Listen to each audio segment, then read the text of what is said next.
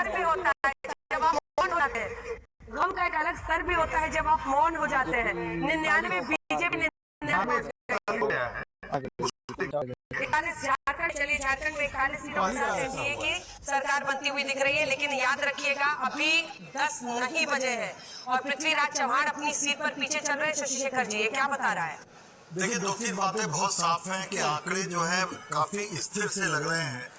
उलट फेर की संभावना है उतनी नहीं प्रतीत होती जितनी पहले प्रतीत होती थी।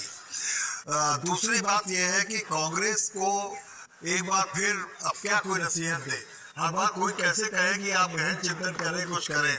कांग्रेस की स्थिति अगर भारतीय जनता पार्टी से आप मुकाबला करें तो लार्जेस्ट पार्टी के तौर पर कांग्रेस उसका सामना करने में महाराष्ट्र में फिलहाल असमर्थ दिख रही है।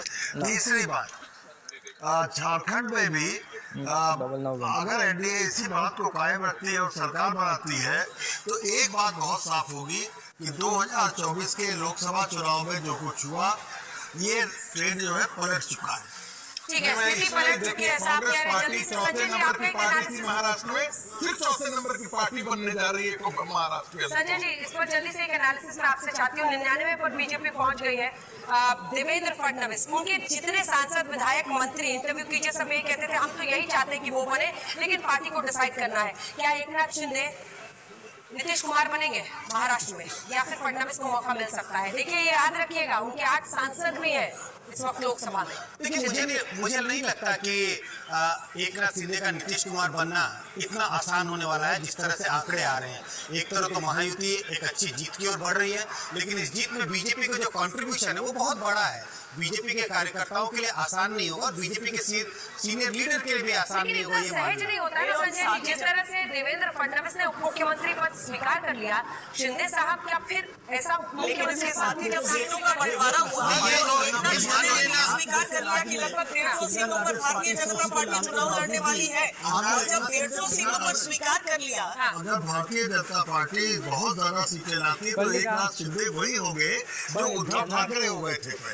ठीक है, ये दिलचस्प है, देखना होगा क्योंकि देखिए उनके सांसद भी है और ये हम आपको दिखा रहे हैं, हमारी रिसर्चर्स की एक टीम भी है जो अलग अलग जगहों पर क्या क्या सीट्स का एनालिसिस आ रहा है, क्योंकि कुछ ही देर में उसकी बारी होगी जब सीट्स थोड़े और स्थिर होने लगेंगे तो हम लोग सेंचुरी, बीजेपी ने सेंचुरी बना दी है महाराष्ट्र में, सिंगल लार्जेस्ट पार्टी की चर्चा हो रही थी। तो ऐसे में भारतीय जनता पार्टी 100 सीटों पर फिलहाल रुझानों के मुताबिक आगे चलती हुई दिखाई दे रही है। वही शिवसेना हाफ सेंचुरी अभी नहीं मार पाई है, 40 पर है, और इसी के साथ तीसरे नंबर की पार्टी अजित पवार, और इसी तरीके से सीट का भी आवंटन वहाँ पर हुआ था 28 सीटों पर एनसीपी। लेकिन भारतीय जनता पार्टी बहुत बड़ी बढ़त बनाती हुई 100 सीटों को छूती हुई इतनी तेजी से फिलहाल शुरुआती रुझानों के मुताबिक।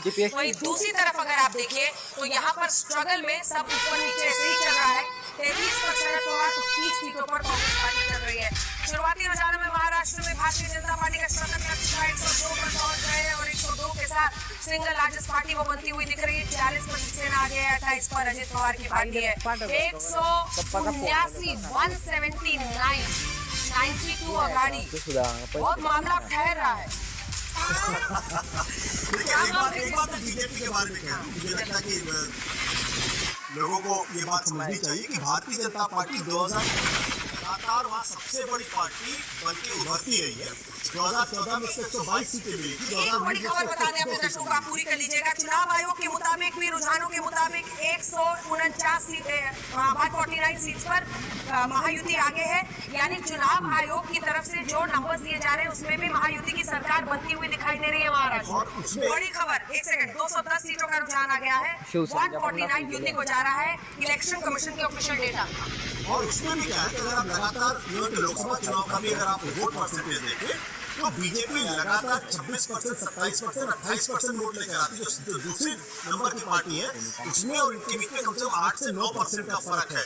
तो बीजेपी निर्विवाद रूप से सबसे बड़ी पार्टी है, सबसे ज्यादा सीटों पर चुनाव लड़ती है।